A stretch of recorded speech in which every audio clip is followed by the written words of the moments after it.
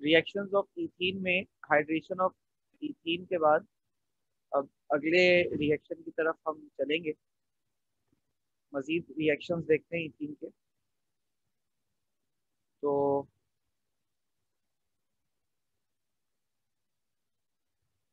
Number 4 है हमारे पास फॉर्मेशन ऑफ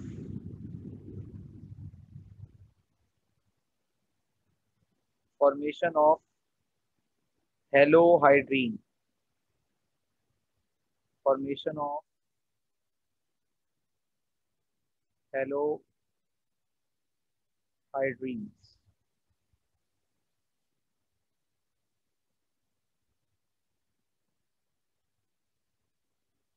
तो हेलोहाइड्रीन्स पहले तो देखें, हेलोहाइड्रीन्स क्या होते हैं बेटा। अ, मैं स्ट्रक्चर ड्रॉ कर रहा हूँ हेलोहाइड्रीन्स का।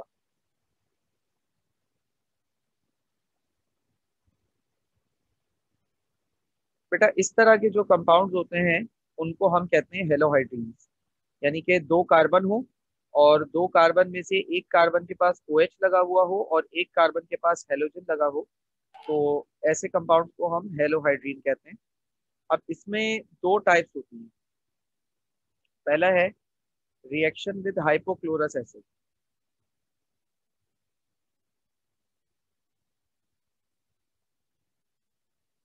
हाइपोक्लोरस एसिड,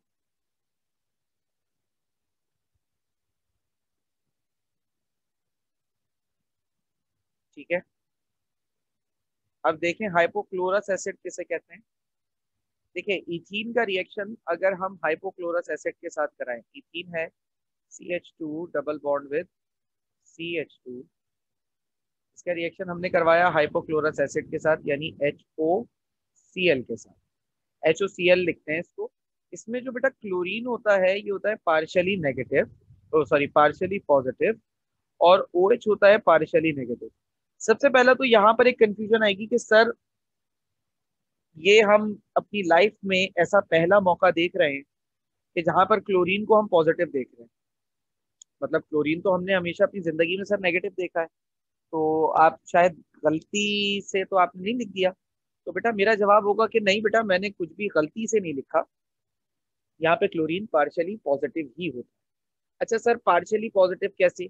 अगर हम कंपैरेटिवली देखें तो ऑक्सीजन से तो ज्यादा ही होती है क्लोरीन की इलेक्ट्रोनेगेटिविटी, फिर क्लोरीन पार्शियली नेगेटिव कैसे होता है?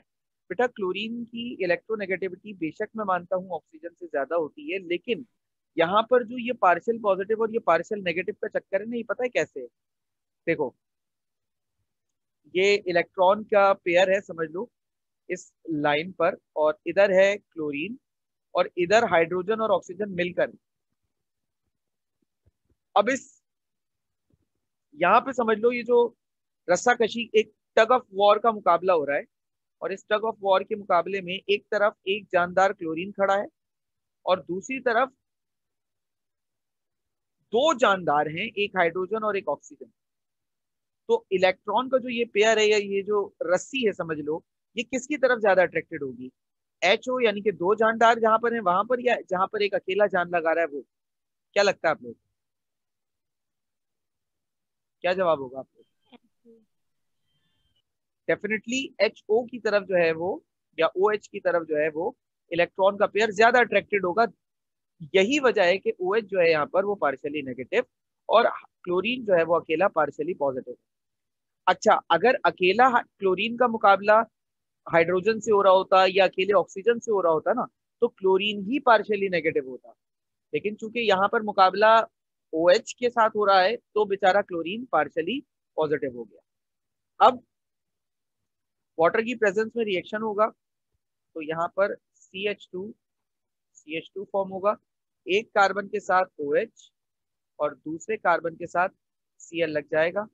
इस कंपाउंड का नाम क्या है? इस कंपाउंड का नाम है क्लोरोहाइड्रीन, ठीक है। अच्छा मैकेनिज्म जैसा अभी तक आप लोगों ने किया है, मतलब यहाँ पर जैसे मैंने जनरल मैकेनिज्म इसका कराया होगा ना, कि एक एक बॉन्ड टूटता है, पॉजिटिव एक के पास आता है, फिर वो दूसरा उसके साथ इलेक्ट्रॉन को अपनी शेयर करके बनाता है। तो इसका मैकेनिज्म भी सेम उसी तरीके से होगा। अब मैं चाहूंगा कि देखो रिएक्शन तो मैं लिखवा रहा हूँ, लेकिन मैकेनिज्म आप लोग खुद लिखो। सही है, इससे ये होगा कि थोड़ा बहुत मैकेनिज्म लिखने की और प्रैक्टिस आप लोग की भी हो जाएगी। क्योंकि मैकेनिज्म बेटा याद करने वाली चीज नहीं है। अगर एक दो तीन रिएक्शन में मैकेनिज्म लिख लोगे ना, तो खुद ही समझ में आ जाएगा कि करना क्या है। उसके बाद आप बस मेन इक्वेशन याद करो। जब अच्छा मैकेनिज्म जनरल रिएक्शन का तो सबका एक ही होगा ना, इथीन का। बस आपने एक मरतबा दो मरतबा उसकी प्रैक्टिस करी, उसके बाद उसको याद करने की तो जरूरत ही नहीं है। बस आप रिएक्शन याद करो, मैकेनिज्म लिखते रहो खुद ही बैठ के, ठीक है ना। तो इसका मैकेनिज्म जो होगा वो आपका होमवर्क होगा बेटा। वो आप लोगों ने होमवर्क मुझे करके दिखाना होगा। अब यहाँ पर मैं थोड़ी सी और बात कर दूं, वजाहत देनी है कुछ, कि this method is only valid for the preparation of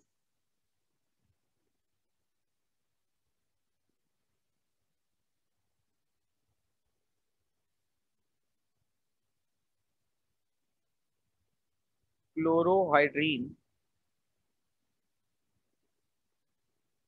because other hypohaloous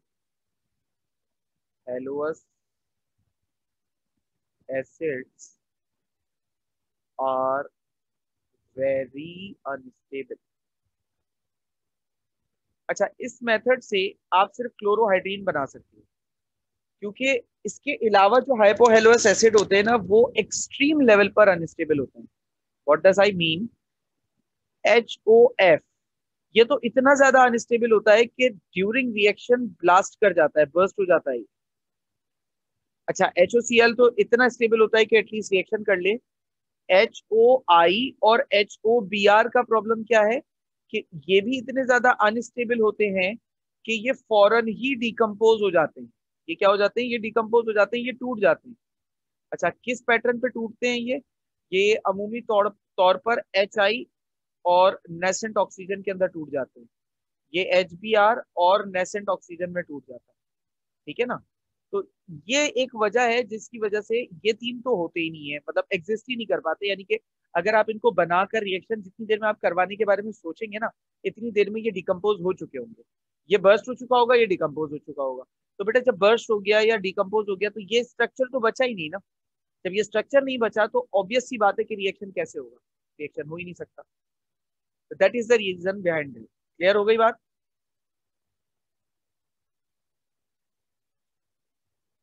is that clear बेटा?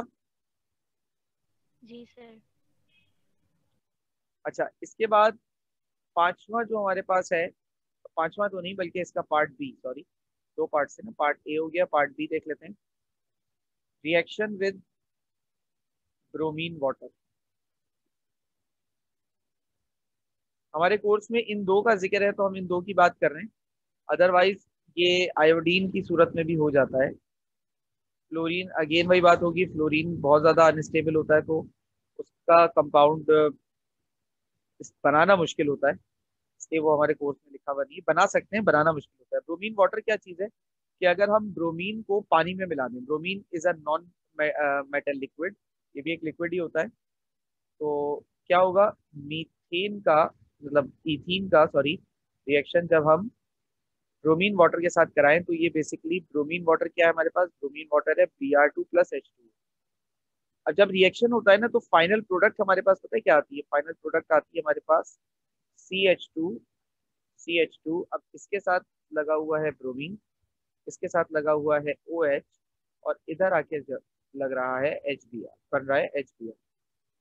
इसका मैकेनिज्म मैं आप लोग को खुद बता रहा हूँ कि थोड़ा सा स्लाइड सा चेंज है इसके मैकेनिज्म में, तो बहुत ज्यादा तो नहीं है, बस स्लाइड सा चेंज है, लेकिन इसलिए मैं बता देता हूँ।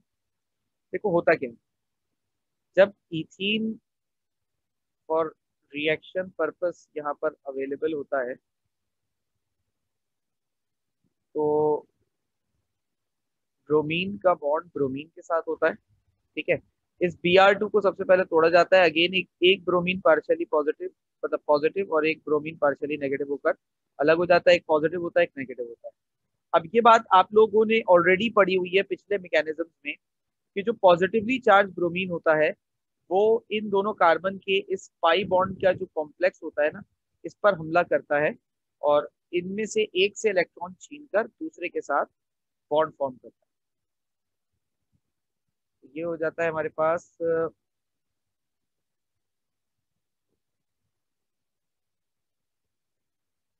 तो ये यहाँ पर होता है तो हमारे पास ये बन जाता है एच सी एच एच। ये बना पॉजिटिवली चार्ज कार्बन, इसके साथ ब्रोमीन ने बॉन्ड कर लिया। ठीक है। अच्छा, अब ये क्या कहलाता है, ये तो आपको पता है कि ये हमारे पास कहलाता है पाई कॉम्प्लेक्स। ठीक है, ये कहलाता है हमारे पास कार्बोनियम।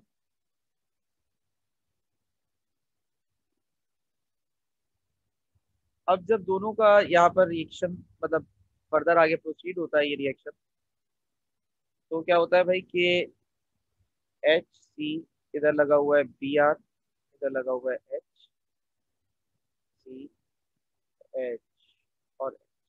अच्छा, इधर से अब आता है ब्रोमीन नेगेटिव। लेकिन इस ब्रोमीन नेगेटिव से पहले यहाँ पर हमारे पास अब आइंस कौन कौन से जरा सा देखिएगा।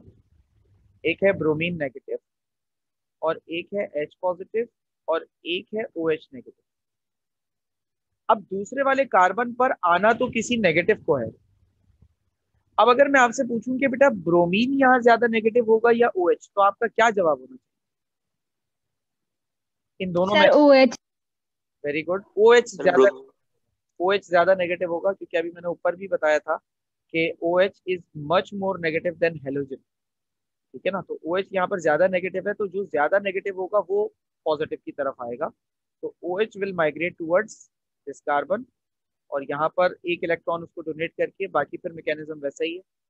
पहले वो एक इलेक्ट्रॉन डोनेट करेगा ताकि कार्बन न्यूट्रल हो जाए, फिर अपने इलेक्ट्रॉन के साथ इस इलेक्ट्रॉन को लेकर बॉन्ड फॉर्म करेगा। ठीक है, ये हमारे पास ब्रोमोहाइड्रीन बन गया। अच्छा, अब ये H पॉजिटिव यहाँ अकेला रह गया और ये Br नेगेटिव रह गया, तो अल्टीमेटली दोनों अपने आप को स्टेबल करने के लिए आपस में बॉन्ड फॉर्म कर लेंगे और इस तरीके से हमारे पास HBr फॉर्म है। Is that clear? Yes sir. अच्छा, 4 रिएक्शंस हो गए, अब 5वां रिएक्शन देखिए इसका। ये HBr कैसे बना? क्या क्या कह रहे हो बेटा?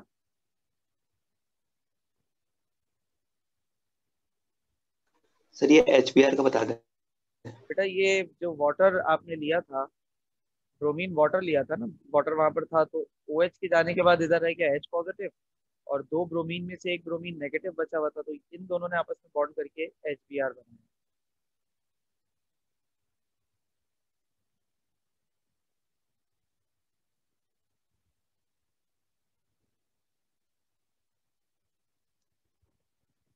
क्लियर है?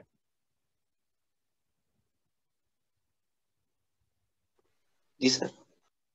अच्छा, हाइड्रोजनेशन ऑफ इथीन की बात कर रहे हैं। हाइड्रोजनेशन का मतलब क्या है बेटा, कोई मुझे बताएगा? Addition of water.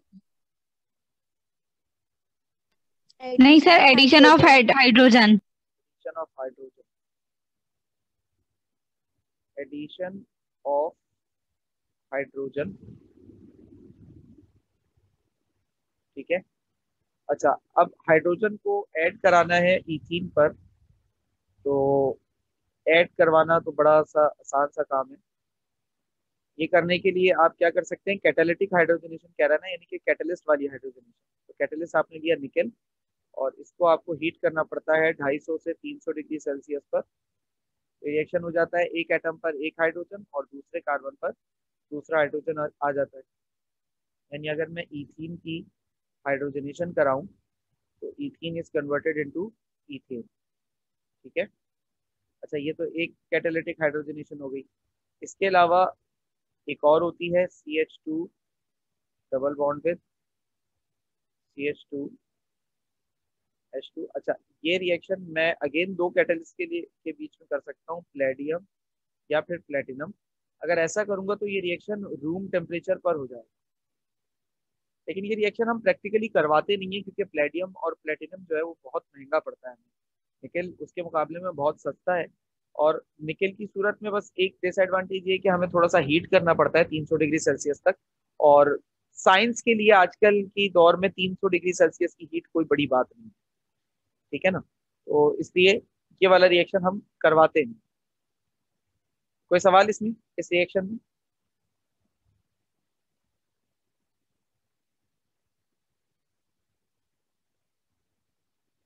बेटा कोई सवाल इसमें? No sir.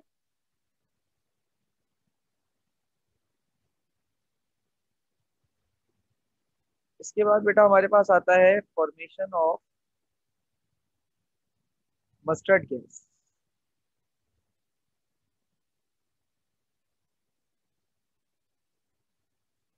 मस्टर्ड गैस की फॉर्मेशन देख लेते हैं।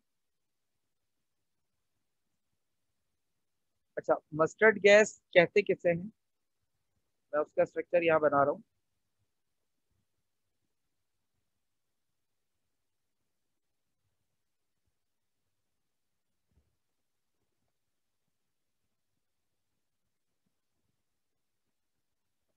ये स्ट्रक्चर देख रहे हो, ये एक मॉलिक्यूल है मस्टर्ड गैस का। इसका जो आईयूपीएसी नेम होता है वो क्या होता है, beta, beta dash die chloro di methyl sulphide. Die chloro di methyl sulphide इसका नेम होता है। अच्छा, नाम भी याद रखिएगा और स्ट्रक्चर भी, क्योंकि ये पेपर में हमसे पूछा हुआ है, ठीक है ना। अच्छा, अब एक कंपाउंड होता है हमारे पास इथीन। इथीन से ये गैस बनती है। तो इथीन का रिएक्शन जब हम करवाते हैं सल्फर मोनोक्लोराइड नाम का एक कंपाउंड से, यानी कि S2Cl2 से, और इन दोनों गैसेस को आपस में एक कंटेनर में रखकर हीट करते हैं, तो S2Cl2 में से ये एक S अलग हो जाता है और बाकी जो SCl2 बचता है वो यहाँ पर थोड़ा सा मॉर्फोलॉजी को चेंज करता है और हमारे पास इस तरीके का एक स्ट्रक्चर आता है, CH2CH2 Cl और CH2CH2 Cl, ठीक है। ये हमारे पास मस्टर्ड गैस बन गई। अगर इसका थोड़ा सा मैकेनिज्म के तौर पर आपको समझाऊं कि मैकेनिज्म इसका किस तरीके से वर्क करता है, तो सिंपल मैकेनिज्म कोशिश करूंगा बता सकूं, क्योंकि कॉम्प्लेक्स मैकेनिज्म होता है इसका, उसको जितना सिंपल मैनर में हो सकता है मैं कोशिश कर रहा हूँ एक्सप्लेन करने की। एस और दूसरे एस के दरमियान डबल बॉन्ड होता है, ACl से जुड़ा हुआ होता है। तो जब आप इथीन, दो मॉलिक्यूल्स इथीन के इसको प्रोवाइड करते हैं, तो अवलीन तो इन इथीन के मॉलिक्यूल्स को मौका मिलता है अपने डबल बॉन्ड खत्म करने का, और इस सल्फर को भी मौका मिलता है। तो ये लोग इजीली अपने अपने डबल बॉन्ड्स खत्म कर लेते हैं। ये सल्फर इससे बॉन्ड तोड़कर इस सल्फर को अकेला छोड़ देता है, और ये दोनों जो इथीन के मॉलिक्यूल होते हैं ये सल्फर और क्लोरीन के बीच में आ जाते हैं। इससे होता कुछ नहीं है, इस क्लोरीन या सल्फर की स्टेबिलिटी पे कोई फर्क नहीं आता, ये दोनों स्टेबल ही रहते हैं। अलबत्ता इथीन के लिए जरा फायदेमंद हो जाता है ये। इथीन के लिए फायदेमंद ये क्यों हो जाता है बेटा, इथीन के लिए फायदेमंद इसलिए हो जाता है बिकॉज इथीन जो है हमारे पास वो डबल बॉन्ड था यहाँ पर, और इस तरीके से बीच में लगने के बाद इनके दरमियान से ये डबल बॉन्ड खत्म हो जाता है। तो इथीन के लिए ये इस लिहाज से या इस जुमरे से फायदेमंद होता है। Is that clear? सर इस मस्टर्ड गैस का नाम कैसा है? बेटा इसका नाम अव्वलीन तो देखो, यहाँ प्रॉब्लम ये है कि आप लोग थोड़ा सा कंफ्यूज हो गए कि नाम आईयूपीएसी नेम का उस तरीके से नहीं आया जिस तरीके से अमूमी तौर पर आता है। ये एक स्पेसिफाइड नाम है बिकॉज यहाँ पर जब मल्टी फंक्शनल ग्रुप कोई कंपाउंड होता है ना, जितने भी अभी तक मैंने आप लोगों को रूल पढ़ाए हैं आईयूपीएसी नेमिंग के, उसमें कोई भी कंपाउंड ऐसा नहीं था जिसमें एक से ज्यादा फंक्शनल ग्रुप। तो आप एक फंक्शनल ग्रुप या एक को देखते हुए नेमिंग कर सकते थे, वो इजी होता है। अब यहाँ पर sulphur itself act as a functional group and chlorine also act as a functional group, तो दोनों ही यहाँ पर फंक्शनल ग्रुप की तरह काम कर रहे होते हैं। तो इनका नाम देने की दो तरीके, मतलब अलग अलग तरीके होते हैं। अच्छा, एक और चीज, दूसरी चीज ये कि ये एक चेन वाला कंपाउंड भी नहीं है, इसके अंदर दो चेन है। एक तो ये ऊपर वाली चेन है 2 कार्बन की, और एक ये नीचे वाली चेन है 2 कार्बन। तो it can also be termed as a common name, या आईयूपीएसी नेम नहीं, अगर आप कहें तो कॉमन नेम भी कहे तो चलेगा, क्योंकि जब दो हमारे पास किसी कंपाउंड में 2 कार्बन चेन की लेयर्स होती है ना, तो उनको अल्फा बीटा करके इंडिकेट किया जाता है। अच्छा, बीटा बीटा डैश का मतलब क्या है कि ये कार्बन जो है वो, हाँ, अब बीटा और बीटा डैश क्या है कि इस सल्फर के ये वाला जो कार्बन है बेसिकली, ये ये एक चेन का कार्बन बीटा मान लिया, तो दूसरी चेन के कार्बन को ऐसे वाले जिसके साथ क्लोरीन लगाओ उसको हम बीटा डैश मान लिया। फिर डाई क्लोरो, दोनों के साथ एक एक क्लोरीन है। डाई मिथाइल यानी कि ये दोनों मिथाइल है इसके साथ, और फिर ये सल्फाइड है। तो इसका नाम देने का ना रूल थोड़ा सा बिल्कुल मतलब बिल्कुल ही अलग है। इसके इस तरह के जो नाम हमारे पास आईयूपीएसी या ऑर्गेनिक केमिस्ट्री में होते हैं, वो हमारे कोर्स का हिस्सा नहीं है। तो you just need to remember this. मतलब मैं इसके रूल्स बता नहीं सकता, वरना फिर आप बहुत ही गहराई में चले जाएंगे, और आईयूपीएसी पढ़ाते पढ़ाते फिर मुझे महीने 2 महीने लग जाएंगे, क्योंकि अलग अलग तरह के कंपाउंड के लिए अलग अलग रूल्स हैं। यहाँ पर ये कंपाउंड का नेचर उन कंपाउंड से बिल्कुल अलग है जो अभी तक आपको पढ़ाए गए हैं या पूरे कोर्स के दौरान आपको पढ़ाए गए। ठीक है बेटा। जी सर। अच्छा, मस्टर्ड गैस जो है वो एक वॉरफेयर गैस है,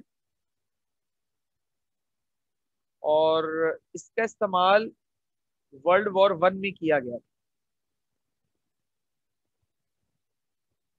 मुख्तलिफ ममालिक के पास इस तरह की मुख्तलिफ जहरीली गैसें और इस तरह की चीज़ें हैं जिनका वो इस्तेमाल जंग जदल के दौरान करते हैं। तो मस्टर्ड गैस का सबसे पहली मरतबा इस्तेमाल वर्ल्ड वॉर 1 में हुआ था। इसकी मैन्युफैक्चरिंग में दुनिया भर में पाबंदी, मतलब कोई आम इंसान इसे मैन्युफैक्चर नहीं कर सकता। इवन कोई डेजिग्नेटेड साइंटिस्ट होता है ना, वो भी इस गैस को प्रिपेयर नहीं कर सकता, सिवाय अगर मिसाल के तौर पे कोई आर्मी, कोई फौज इसे प्रिपेयर करवा के अपने हथियारों के लिए इस्तेमाल जरूर कर सकती है, और वो भी अपने वो डेजिग्नेटेड लैब्स के अंदर अपने डेजिग्नेटेड लोगों की निगरानी के अंदर ही ये काम करवाते हैं। अदरवाइज पूरी दुनिया में, इवन पाकिस्तान में भी इस गैस की मैन्युफैक्चरिंग पे पाबंदी। क्लियर? जी सर। अच्छा, ऑक्सीडेशन ऑफ इथीन। बेटा, ऑक्सीडेशन का मतलब है किसी ऑक्सीडाइजिंग एजेंट से रिएक्शन हो रहा है। ठीक है, ऑक्सीडेशन का मतलब क्या है कि किसी ऑक्सीडाइजिंग एजेंट से रिएक्शन हो रहा है, और ये रिएक्शन हमारे लिए बड़ा इस्तेमाल का भी है, क्योंकि इस रिएक्शन का इस्तेमाल किसी भी अल्केन फैमिली और अल्कीन फैमिली के कंपाउंड को आपस में पहचानने के लिए भी करते हैं। हमारे कोर्स में डिस्टिंग्विशिंग टेस्ट आते हैं, और उन डिस्टिंग्विशिंग टेस्ट में अक्सर सवाल आ जाता है कि आप किसी अल्केन और किसी अल्कीन के दरमियान ऐसे सिंपल टेस्ट करके बताएं कि जिनसे आप फर्क वाजे कर सकते हैं। या इथीन और इथेन के दरमियान आ जाता है कभी कभार के इथीन और इथेन के दरमियान आप बताएं कि आप किस तरीके से कौन से सिंपल टेस्ट परफॉर्म करेंगे कि सिंपली उनके दरमियान फर्क को आप बता दें। ठीक है ना? इस तरीके से हमारे पास एक आध चीजें आती हैं, हमारे कोर्स में क्वेश्चन आते हैं। तो अभी देख लेते हैं, आगे चलकर वो इनडायरेक्ट प्रॉब्लम्स भी आपको करवा देंगे। Reaction with KMnO4। तो जब भी इथीन का रिएक्शन KMnO4 के साथ होता है, CH2 रिएक्ट विद KMnO4। अच्छा, KMnO4 हमारे पास पर्पल कलर का सोल्यूशन होता है, और इसको हम पानी में इसका सोल्यूशन बनाते हैं, वरना ये सॉलिड होता है। तो जब इसका सोल्यूशन वाटर में बना लेते हैं तो हम वाटर भी यहाँ साथ लिख लेते हैं। तो नतीजतन रिएक्शन क्या होता है? रिएक्शन ये होता है कि जो CH2 होता है इसका डबल बॉन्ड खत्म हो जाता है, और हमारे पास एक सिंगल बॉन्ड रह जाता है। अच्छा, एक इस कंपाउंड पे भी OH लग जाता है, इस कंपाउंड पे भी OH लग जाता है। इस कंपाउंड का जो कॉमन नेम है, इस कंपाउंड का कॉमन नेम होता है इथाइलिन ग्लाइकॉल। इथाइलिन कहते हैं 2 कार्बन वाले कंपाउंड को ना, इथाइलिन ग्लाइकॉल। या अगर इसका आईयूपीएसी नेम देखें तो इसका आईयूपीएसी नेम होता है इथेन 1,2 डाईओल। ये इसका आईयूपीएसी नेम होता है। इसके अलावा इस कंपाउंड को एंटी फ्रीज भी कहते हैं। और इस कंपाउंड का इस्तेमाल बेटा उन जगहों पे बहुत ज्यादा होता है जहाँ पे टेम्परेचर माइनस में रहता हो। जैसे कनाडा और रशिया साइड के जो इलाके हैं, वहाँ पे कुछ इलाके ऐसे हैं जहाँ पे साल का अच्छा खासा जो टाइम पीरियड होता है उस दौरान टेम्परेचर माइनस में रहता है उन उन इलाकों में ना। तो वहां पर गाड़ियों के जो ऑयल किट होती है और फ्यूल किट होती है उसमें इस कंपाउंड को डाल के रखा जाता है, ताकि ये कंपाउंड करता क्या है बेसिकली, जब टेम्परेचर माइनस में होता है ना तो फ्यूल्स का यानी कि ऑयल का या ये जो पेट्रोल वगैरह है इनका बड़ा खतरा होता है कि ये फ्रीज ना हो जाए। ठीक है ना, ये फ्रीज ना हो जाए, इनका बड़ा खतरा होता है। तो इनको फ्रीज होने से बचाने के लिए इथाइलिन ग्लाइकॉल नाम का कंपाउंड उनके अंदर डाल देते हैं।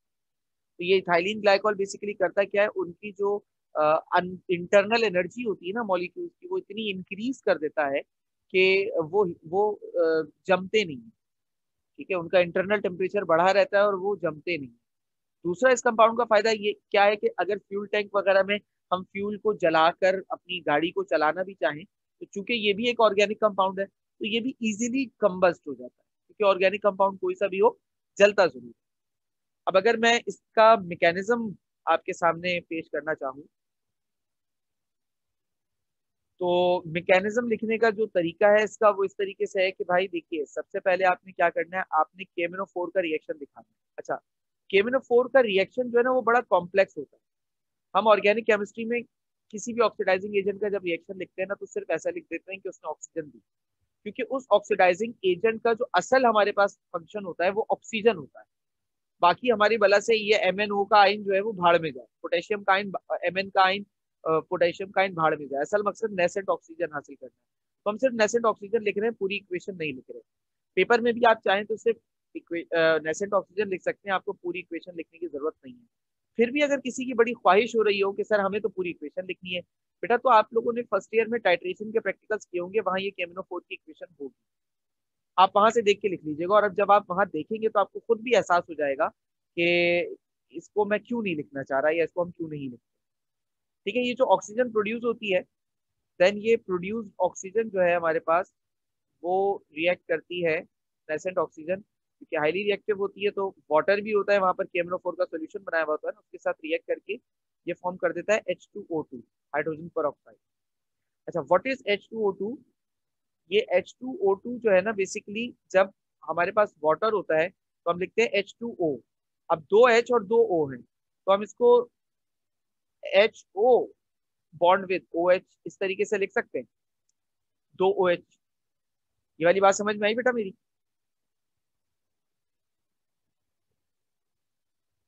बेटा ये बात समझ में आई? जी सर। ओके।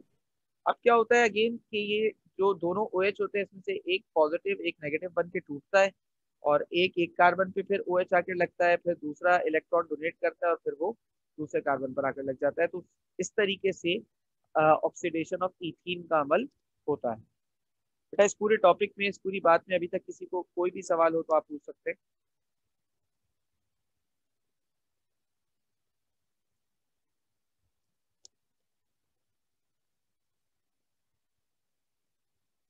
बेटा कोई भी नो सवाल सर। है तो आप पूछ सकते हैं। ठीक है। अच्छा बेटा, तो रिएक्शंस ऑफ इथीन के बाद अब हमारा केमिस्ट्री ऑफ इथीन का टॉपिक कंप्लीट हो गया। अब हम स्टार्ट करने जा रहे हैं chemistry of alkynes. Chemistry of alkyne. Alkyne family aliphatic compounds की तीसरी बेसिक फैमिली, और इसमें जो हम कंपाउंड कंसिडरेशन में अपनी लाएंगे वो होगा इथाइन। पहले तो अल्काइंस क्या होते हैं इसके बारे में बात कर लें कि alkynes are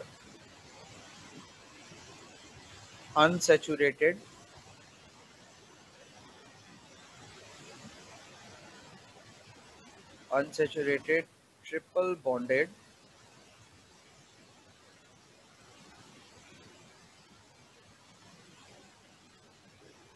open chained hydrocarbons। Alkyne क्या है बेटा? अल्काइन हमारे पास open chain triple bonded hydrocarbons हैं, और अगर इसके एग्जाम्पल्स की बात करें तो C2H2, ये है हमारे पास बेटा इथाइन, ठीक है। अच्छा, इथाइन, इसी की ही हम अभी ना केमिस्ट्री को डिस्कस करेंगे। इथाइन को एसिटाइन भी कहते हैं। ये जो लफ्ज एसिड है ना, ACET एसिड, इसका मतलब कॉमनली ऑर्गेनिक केमिस्ट्री में 2 कार्बन के लिए लिया जाता है, यानी कि कोई ऐसा स्ट्रक्चर जिसमें 2 कार्बन हो, that can be consider as acid, ACET acid, okay. और क्या हो सकता है हमारे पास? C3H4 हो सकता है, जिसे हम प्रोपाइन कहते हैं। C4H6 हो सकता है, जिसे हम ब्यूटाइन कहते हैं, ठीक है। ये हमारे पास प्रोपाइन है, अल्काइन फैमिली का एक और मेंबर, दूसरा मेंबर। ब्यूटाइन है, अल्काइन फैमिली का तीसरा मेंबर। हम जिसकी केमिस्ट्री को डिटेल में डिस्कस करेंगे यहाँ पर, वो अल्काइन फैमिली का पहला मेंबर इथाइन है। तो let's now move on to chemistry of ethyne. अच्छा, केमिस्ट्री ऑफ इथाइन पर जाने से पहले चलो हम इसके IUPAC नेम की थोड़ी सी बात करते हैं, कॉमन IUPAC नेम। तो कॉमन IUPAC नेमिंग मतलब common names of alkynes. Alkyne के कुछ कॉमन नेम होते हैं, मतलब एक तो IUPAC नेमिंग आप लोगों को मैंने करवाई है। चैप्टर 6 जब हमने एंड किया था तो हमने काफ़ी टाइम तक प्रैक्टिस की थी IUPAC नेमिंग की, तो उसमें अल्काइन की भी हमने प्रैक्टिस की हुई है। लेकिन यहाँ पर कॉमन नेम देना है, IUPAC नेम नहीं देना, कॉमन नेम देना है, और इसके जो बेसिस होते हैं ना वो थोड़े से अलग होते हैं। अच्छा, किस बेसिस पे हम कर रहे हैं यहाँ पे? हम वो लिख देते हैं on the basis of acetylene unit. जो हमारे पास एसिटाइन यूनिट होता है उसकी बुनियाद पर हम यहाँ पर इसको डिस्कस कर रहे हैं। अच्छा, एसिटाइन यूनिट क्या होता है? ये जो अभी आपके सामने मैं एक यूनिट बना रहा हूं बेटा, इस यूनिट को हम कहते हैं एसिटाइन। अब नाम देने का तरीका क्या है? देखो, मैं अब कुछ रैंडम स्ट्रक्चर्स ड्रॉ करूंगा और उनके नाम देता चलूंगा, थोड़ा तेज रहूंगा, समझिएगा, अगर प्रॉब्लम आए तो बताइएगा। ये एक अल्काइन फैमिली का मेंबर है।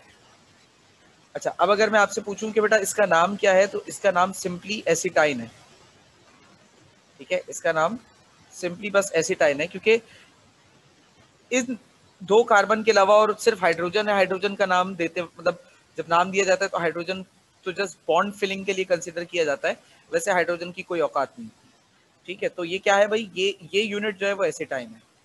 अच्छा, अभी आप लोगों को इतना क्लियर नहीं हुआ होगा, अभी हम कुछ एग्जांपल्स और करेंगे तो आपको समझ में आएगी बात।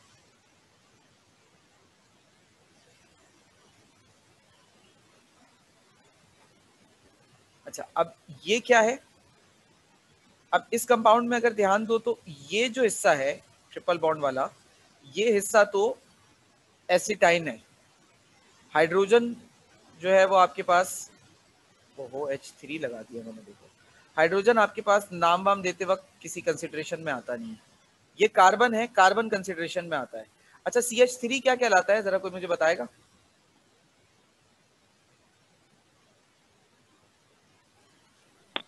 मीथेन। मिथाइल। मिथाइल होता है, वेरी गुड। तो ये क्या हो जाएगा? मिथाइल। और इस यूनिट का नाम क्या है? एसिटाइन। तो ये एक कॉमन नेम है। अच्छा, अगर इसका IUPAC नेम आप देते तो इसका IUPAC नेम होता तो प्रोपाइन होता, क्योंकि 1 2 3 कार्बन इन चेन आते, एक ट्रिपल बॉन्ड भी है, तो प्रोपाइन आप नाम दे देते। ये कॉमन नेम है, ठीक है। IUPAC नेम और कॉमन नेम में क्या फर्क होता है? जैसे IUPAC नेम समझ लें, शनाख्ती कार्ड वाला नाम होता है ना किसी शख्स का, वो है IUPAC नेम। और कॉमन नेम क्या है? जैसे हमारे घरों में अक्सर गुड्डू पप्पू चुन्नू करके लोगों को बुलाते हैं ना, तो ये जो गुड्डू पप्पू चुन्नू है ना बेटा, ये कॉमन नेम है। और IUPAC नेम जो है वो शनाख्ती कार्ड वाला नेम है। तो इसका IUPAC नेम यानी शनाख्ती कार्ड वाला नेम क्या है? प्रोपाइन। और प्यार से इसको क्या बुलाते हैं? प्यार से इसको मिथाइल एसिटाइन बुला सकते हैं, ठीक है। अच्छा, कुछ और एग्जांपल्स करते हैं मजीद आपको क्लियर हो। CH3 C C CH3। अब अगेन नाम देने के लिए सबसे पहले एसिटाइन यूनिट जो है ना स्ट्रक्चर में, इसको हाईलाइट कर लो कि यार ये एसिटाइन यूनिट है। अब इसके अलावा क्या नजर आ रहा है आपको स्ट्रक्चर में? 2 मिथाइल नजर आ रहे हैं ना, तो आपने नाम दिया डाइमिथाइल, ठीक है, और ये यूनिट क्या है? एसिटाइन, तो डाइमिथाइल एसिटाइन। सही है। मजीद एक आध और प्रैक्टिस देखें। CH3 CH2 C triple bond with CH। अब अगेन यहाँ पर देखो, ये यूनिट आपके पास क्या कहलाएगा? ये एसिटाइन यूनिट कहलाएगा। इसको हटा दो और क्या बचा स्ट्रक्चर में? 2 कार्बन नजर आ रहे हैं। अच्छा, ये जो 2 कार्बन है ये क्या है? ये इथाइल है। जरा गौर से देखो, CH2 CH3, इसका नाम क्या हो जाएगा? इथाइल एसिटाइन। तो कॉमनली हम अल्काइंस को इस तरीके से भी नेम कर सकते हैं। अच्छा, कुछ और देख लेते हैं। CH3 C 1 2 3 C CH2 CH3। अब देखो इस यूनिट के अलावा स्ट्रक्चर में क्या है? इस यूनिट के अलावा एक इथाइल यूनिट है, एक मिथाइल यूनिट है, ठीक है। तो अब मैं इसका नाम दे देता हूं, एक मिथाइल यूनिट है तो मिथाइल, एक इथाइल यूनिट है ethyl, methyl ethyl acetylene. Sir number mention नहीं करेंगे? नहीं, नंबर नहीं, ये कॉमन नेम है ना बेटा। कॉमन नेम में बस कुछ रूल्स होते हैं, उन्हीं के हिसाब से फॉलो कर लेते हैं। नंबरिंग वंबरिंग कुछ भी नहीं देते। इवन आप देखो IUPAC नेम करते वक्त हम इथाइल पहले लिखते हैं, मिथाइल बाद में लिखते हैं। यहाँ मैंने मिथाइल पहले लिखा है, इथाइल बाद में लिखा है, क्योंकि कॉमन नेम में अल्फाबेटिक ऑर्डर कंसीडर ना भी करो तो चलेगा। अभी यहाँ पर हमने क्या कंसिडरेशन की है? पहले छोटी ब्रांच फिर बड़ी ब्रांच, ठीक है ना। कॉमन नेम में ये होता है, कॉमन नेम में कोई रूल्स एज सच फॉलो नहीं हो रहे होते, बस कुछ एक आध डेजिग्नेटेड रूल होते हैं कि भाई आप एसिटाइन यूनिट के अलावा जो लिखा है पहले उसको लिख दो, फिर एसिटाइन यूनिट लिखो, बस ये रूल है। अब इसके अलावा ये एक स्टैंडर्ड रूल है जो फॉलो हो रहा है। इसके अलावा जो है ना वो कोई एज सच रूल फॉलो नहीं हो रहा। मतलब बाकी आप फिर अपनी मर्जी से नाम दे सकते हैं स्ट्रक्चर को। अब जैसे ये मैं एक और आपके सामने स्ट्रक्चर लिख रहा हूँ। अब इसके अंदर देखो एसिटाइन यूनिट यहाँ पर है, ये रहा एसिटाइन यूनिट। अब इसको हटा दो तो स्ट्रक्चर में क्या रह जाता है? 3 कार्बन वाला प्रोपाइल रह जाता है। तो ये क्या हो गया? प्रोपाइल एसिटाइन। खत्म।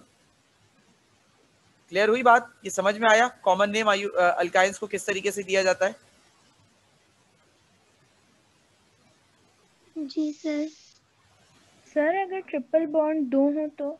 बेटा 2 की सूरत में तो ये नाम देते ही नहीं है ना। अरे यार, एसिटाइन एसिटाइन लिख दिया मैंने, ये एसिटाइलिन है, से गड़बड़ हो गई। ये बेटा एसिटाइन नहीं, एसिटाइलिन्स हैं, ठीक है। एसिटाइलिन, और ये भी एसिटाइलिन है, सारे ही एसिटाइलिन्स हैं।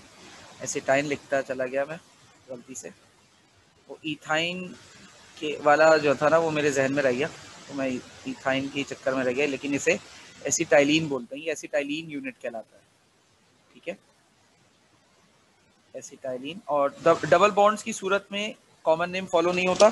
कॉमन नेम वैसे भी छोटे स्ट्रक्चर्स में ही होता है, लाइक 5 6 7 कार्बन तक कॉमन नेम होता है। उसके अलावा हर किसी का कॉमन नेम नहीं होता। मतलब किसी एक फैमिली की बात करें तो किसी एक फैमिली में बेटा अगर मिसाल के तौर पे 30 लोग हैं तो 30 लोगों के गुड्डू पप्पू चुन्नू नाम नहीं होते, कुछ एक आध के होते हैं, बाकियों के अपने ओरिजिनल नेम ही से ही उन्हें बुलाया जाता है, ठीक है ना। तो ये इसीलिए कुछ शुरू के जो 6 8 मेंबर होते हैं ना किसी फैमिली के, सिर्फ उनके कॉमन नेम हो सकते हैं, उससे ज्यादा के होते भी नहीं है, ठीक है ना।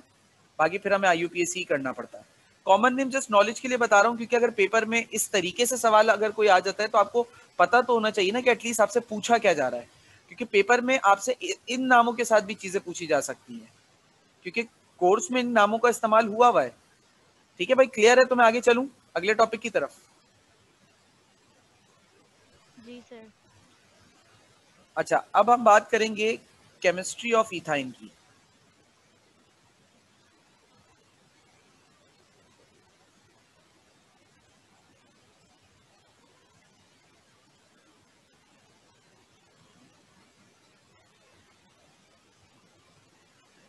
अच्छा, केमिस्ट्री ऑफ इथाइन में सबसे पहला जो टॉपिक होगा मेरे पास वो क्या होगा, मॉलिक्यूलर स्ट्रक्चर ऑफ इथाइन। मैं इथाइन के मॉलिक्यूलर स्ट्रक्चर की बात करूंगा। अच्छा, तफसीलात मॉलिक्यूलर स्ट्रक्चर के हवाले से आपके नोट्स में भी दर्ज है, आप वहाँ से भी इसे देख सकते हैं। और एक और बात ये कि इससे रिलेटेड अभी चूंकि मैं मॉलिक्यूलर स्ट्रक्चर जो पढ़ाऊंगा ये मैं हाइब्रिड ऑर्बिटल मॉडल के तहत पढ़ाऊंगा। हाइब्रिड ऑर्बिटल मॉडल को फॉलो करूंगा मैं यहाँ पर ऑर्बिटल स्ट्रक्चर पढ़ाते वक्त। तो ये हाइब्रिड ऑर्बिटल मॉडल में आपको हो सकता है कुछ क्वेश्चंस आए, कुछ सवालात आए, क्योंकि मैं तेज़ी से चलूँगा। तो बेटा इन सवालों के जवाब के लिए, इन कन्फ्यूजन्स के हल के लिए आप मेरी मॉलिक्यूलर स्ट्रक्चर ऑफ मीथेन की वीडियो को देख सकते हैं। उसमें मैंने एक एक रीज़न को और एक एक बात को बड़े डिटेल में डिस्कस किया है। और मैंने उस वक्त डिस्कस करते हुए बात कही भी थी कि आगे ईथेन में, फिर ईथीन में, फिर इथाइन में ये मॉलिक्यूलर स्ट्रक्चर बार बार रिपीट होगा। इवन बेंजीन में आएगा, आगे भी आएगा। तो मैं कहीं भी और मॉलिक्यूलर स्ट्रक्चर्स पर इतना ज़्यादा फोर्स मतलब ध्यान नहीं लगाऊंगा जितना मैं यहाँ लगा रहा हूँ, ठीक है ना। तो अब इसकी एक्सप्लेनेशन क्या है भाई, सबसे पहले तो इथाइन का फॉर्मूला देख लीजिए। इथाइन का फॉर्मूला होता है C2H2। इसमें जो सेंट्रल एटम होता है वो कार्बन होता है, हर हाइड्रोकार्बन में सेंट्रल एटम कार्बन ही होता है।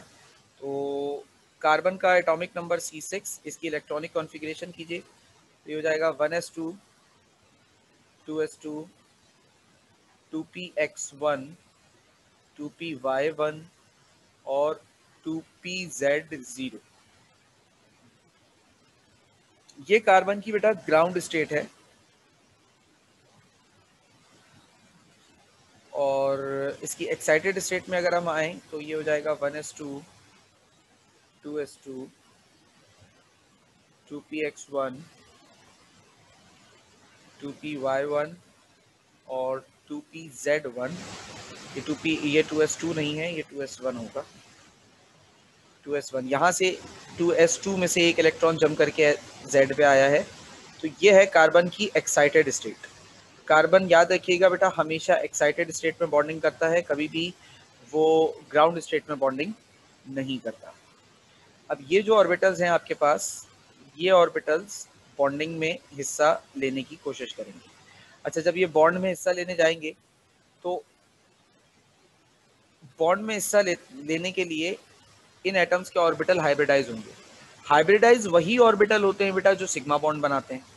तो ये s, px, py और pz में से सिर्फ दो ही ऑर्बिटल बॉन्ड सिग्मा यहाँ पर बनाएंगे, एक s और एक px। तो इस वजह से इस बॉन्डिंग को हम क्या कहते हैं, इस बॉन्डिंग को हम कहते हैं sp हाइब्रिडाइजेशन। ठीक है, ये हमारे पास क्या कहलाती है, sp हाइब्रिडाइजेशन। अच्छा, sp हाइब्रिडाइजेशन के बाद अब मैं इनके मॉलिक्यूल ऑर्बिटल्स को ड्रॉ करता हूँ। ये s ऑर्बिटल, ये px ऑर्बिटल, ये py ऑर्बिटल, ये pz ऑर्बिटल। अच्छा, ये क्या है हमारे पास, ये कार्बन के एटॉमिक ऑर्बिटल्स हैं सारे। अच्छा, इनमें से चूंकि सिग्मा बॉन्ड सिर्फ दो ही बना रहे हैं, दो में से एक तो s होगा, ये फिक्स है क्योंकि लोएस्ट एनर्जी पे वही होता है, और दूसरा p में से कौन सा होगा आई डोंट नो। तो बस दो ऑर्बिटल्स हैं जो यहाँ पर हमारे पास हाइब्रिडाइज होंगे। हाइब्रिडाइज ऑर्बिटल्स बेटा वो ऑर्बिटल्स कहलाते हैं जिनकी एनर्जी और शेप्स एक जैसे हों। हाइब्रिडाइज्ड ऑर्बिटल्स ये हैं हमारे पास, ठीक है। और साथ में ये जो दो ऑर्बिटल्स हैं हमारे पास ये अनहाइब्रिडाइज्ड भी हैं, तो इनको भी ड्रॉ कर लेते हैं। ये आ गए हमारे पास दो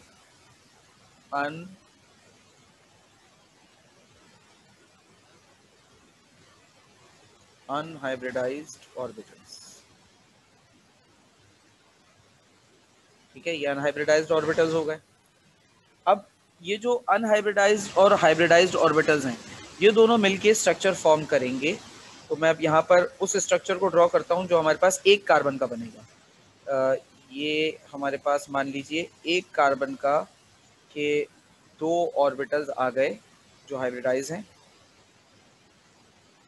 ठीक है, और दो ऑर्बिटल्स आ गए जो हाइब्रिडाइज नहीं है। इस तरीके से मैं एक स्ट्रक्चर ड्रॉ कर लेता हूँ, ये होगा, ठीक है। अब इसमें से दो मान लीजिए ये और ये ऑर्बिटल जो है वो हाइब्रिडाइज है, ये दोनों ऑर्बिटल हाइब्रिडाइज नहीं है, ये पुराना वाला एस ऑर्बिटल मान लीजिए।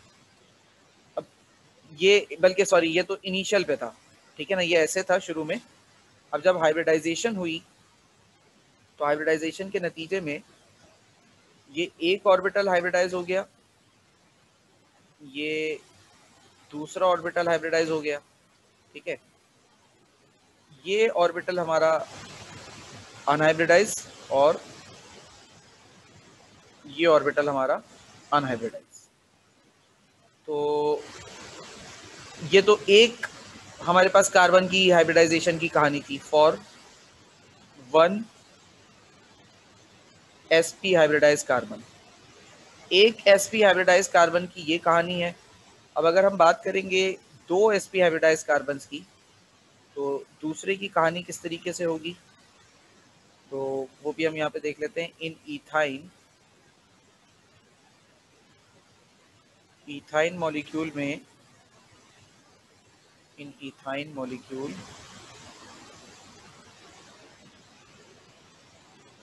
there are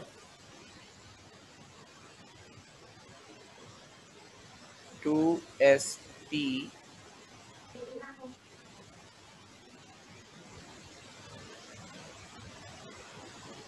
hybridised carbons. 2 sp hybridised carbons होते हैं। तो 2 sp हाइब्रिडाइज्ड कार्बन्स के लिए जो है वो हमारे पास स्ट्रक्चर किस तरीके से आ जाता है, बल्कि मैं पहले हाइब्रिडाइज ऑर्बिटल्स ड्रॉ करता हूँ। मान लीजिए भाई ये एक कार्बन का हाइब्रिडाइज ऑर्बिटल एक है, ये दूसरे वाले कार्बन का एक हाइब्रिडाइज ऑर्बिटल है, ठीक है। अच्छा, अब ये मान लीजिए एक कार्बन का दूसरा हाइब्रिडाइज ऑर्बिटल, ये एक कार्बन का दूसरा हाइब्रिडाइज ऑर्बिटल। अच्छा, ये इस कार्बन का अनहाइब्रिडाइज ऑर्बिटल और ये इस कार्बन का अनहाइब्रिडाइज ऑर्बिटल। ये इस कार्बन का दूसरा अनहाइब्रिडाइज ऑर्बिटल और ये इस कार्बन का दूसरा अनहाइब्रिडाइज ऑर्बिटल, ठीक है भाई। अच्छा, अब जो हाइब्रिडाइज हो गए उनमें से एक एक के साथ इधर हाइड्रोजन लगा और इधर भी हाइड्रोजन लगा। हाइड्रोजन भी हाइब्रिडाइजेशन करता है, लेकिन उसकी हाइब्रिडाइजेशन को हम यहाँ इंडिकेट नहीं करते। अच्छा, अब यहाँ पर ये दोनों कार्बन्स ने आपस में बॉन्ड फॉर्म किया हुआ है। अब क्या होगा कि ये दोनों कार्बन्स के जो ऑर्बिटल हैं ये अबव ऊपर कभी जुड़ेंगे और कभी नीचे की जानिब जुड़ेंगे बॉन्डिंग के लिए। सेम इन द केस ये दोनों ऑर्बिटल्स कभी ऊपर की तरफ जानिब जुड़ेंगे और कभी ये दोनों ऑर्बिटल्स इस तरीके से नीचे की जानिब जुड़ेंगे। अच्छा, जिस वक्त ये ऊपर की तरफ जुड़ेंगे उस वक्त नीचे की तरफ से अलग होंगे, अलहदा होंगे, और जिस तरफ नीचे की तरफ जुड़ेंगे उस वक्त ये ऊपर की जानिब से अलहदा होंगे। तो इस तरीके से हमारी sp हाइब्रिडाइजेशन जो है वो होती है। अगर इस हवाले से, इस बात में, इस पूरी चीज़ में किसी को कोई सवाल है तो आप पूछ सकते हैं।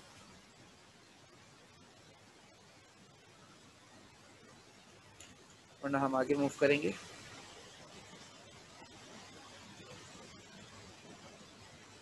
No sir. No sir. Okay, चूंकि अब आप लोगों को कोई क्वेश्चन नहीं है आज के पूरे टॉपिक से रिलेटेड, तो बाकी बात आपसे इंशाल्लाह नेक्स्ट क्लास में होगी। तब तक के लिए अल्लाह हाफ़िज़।